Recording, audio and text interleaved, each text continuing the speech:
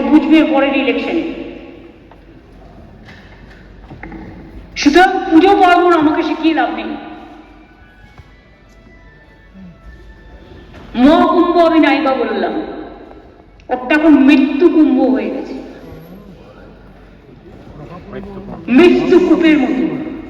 আমি মহাকুম্ভকে সম্মান করি, আমি শ্রদ্ধা জানাই, পবিত্র গঙ্গা মাকে আমি সম্মান করি, কিন্তু প্ল্যানিং না করে এত হাইপ তুলে এত লোকের মৃত্যু বললেন 30 জন, কথাটা কি সঠিক?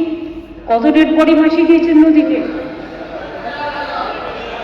কত হাজার হাজার, 8 বার আগুন লেগেছে।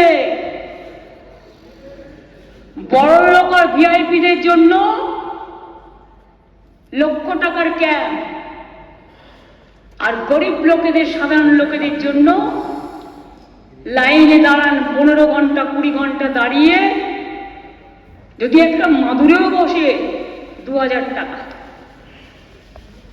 এক কাপ লাল চাও 500 থেকে 2000 টাকা। তারা যে জায়গাটা গিয়ে স্নান করবে সেটা আলাদা, ভিআইপিদের স্নানের জায়গাটা আলাদা। আর সেই জলটা আপনারা দূষিত করেছেন, বিষাক্ত করেছেন মহাকুম্ভের পবিত্র জায়গাটা। সব জায়গায় হাত তুলে দিয়েছে। সে একবার হয়েছিল না, গণেশ দুধ খাচ্ছে, সব ওখানে স্নান করো নাহলে পবিত্র হবে না।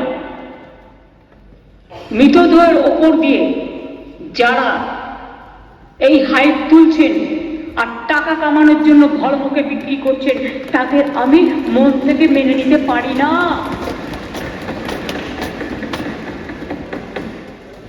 একটা বড় অনুষ্ঠানের স্ট্যাম্পেড হতেই পারে, কিন্তু তার জন্য প্ল্যানিং করতে হবে।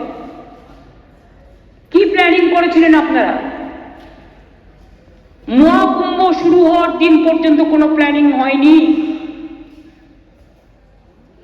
ইভেন এখনো আমি দেখছি আসানসোল থেকে শুরু করে বিহারের লোক এনে ভরছেন, আসানসোলের লোক এনে ভরছেন, বিভিন্ন জায়গার লোক এনে ভরছেন, আর বলছেন চলো সব বিনা পয়সা করে দেবো, ফ্রিতে ট্রেন দিচ্ছেন। আপনি আগে দেখুন আপনার ক্যাপাসিটি আছে কিনা, কত লোক যেতে পারে, কত লোক একটা ট্রেনে যেতে পারে।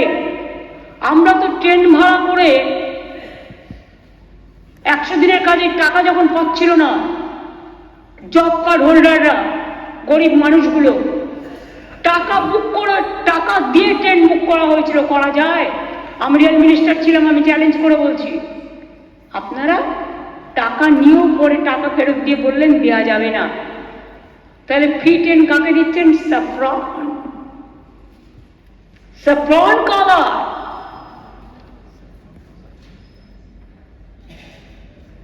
এত হাইপ তুলতে গেলেন কেন? এইসব সিরিয়াস প্রোগ্রামে এত হাইপ তুলতে নেই। ফার্স্ট দেখতে হয় ক্যাপাসিটি আছে কিনা, প্ল্যানিংটা ভালো করে করতে হয়। রেলের স্ট্যাম্পেডেও তো অনেক মানুষ মারা গেছে, অনেকে আহত হয়েছে, কিন্তু তা সত্ত্বেও আমরা খুব সফট লাইনে বলেছি। তার কারণ ইনসিডেন্ট বা অ্যাক্সিডেন্ট যে কোনো জায়গায় ঘটতে পারে, সেটা নিয়ে আমরা নোংরা রাজনীতি করি না। কেএমডিএ কাজ করতে গিয়ে কেএমডিএ 3টে শ্রমিক চামড়াপট্টিতে, মানে লেদার হাবের ওখানে মারা গেল, যার জন্য লেদার হাবের কালকে মিটিং করা হয়েছে সিরিয়াস অ্যাকশন নেওয়ার জন্য। তাদের তো দোষ ছিল না। আপনারা কমিশন পাঠাচ্ছেন, চিঠি পাঠাচ্ছেন, আর মহাকুম্ভে এত বড় ঘটনার পরে কটা কমিশন পাঠিয়েছেন, কটা কমিটি পাঠিয়েছেন। এমনকি আমার রাজ্যে যারা ফিরে এসছেন একটা ডেথ সার্টিফিকেটও দেননি, পোস্টমর্টমও করেননি, ইভেন মেডিকেল কলেজ থেকে কেউ সইও করেনি যেখান থেকে ডেড বডি এসছে। শুধুমাত্র যাকে হ্যান্ড ওভার করেছে তাকে সই করিয়ে দিয়েছে। আমি দেখেছি কাগজটা। তাই আমরা কিন্তু প্রত্যেকে যাতে ডেথ সার্টিফিকেট পায় সেই জন্য এখানে পোস্টমর্টম করিয়েছি, যাতে তার ফ্যামিলি জানতে পারে যে তার ফ্যামিলির মৃত্যু হয়েছে কোথায় এবং তার পোস্টমর্টম করা হয়েছে, সে মারা গেছে স্ট্যাম্পেডে। এরপরে তো বলবেন হার্ট অ্যাটাকে মারা গেছে, নিয়ে কম্পেনসেশন তো ঘোষণা করেই খালাস।